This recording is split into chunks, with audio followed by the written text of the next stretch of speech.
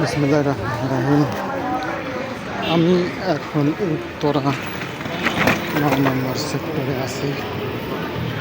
আমি রাত্রে ভিডিও করলাম আপনাদের সামনে। আমরা এখন দেখতে পাচ্ছেন একটা রোড দিয়ে আমি চলে যাচ্ছি বাসার উদ্দেশ্যে। তো আমি আশা করি আপনাদের ভিডিওটা খুব ভালো লাগবে। আর যদি ভালো লাগে একটা লাইক কমেন্ট শেয়ার দেবেন। আমি ৯ নম্বর রোডে ৯ নম্বর সেক্টরে ৯ নম্বর রোডে আছি। এদিক দিয়ে যাচ্ছি।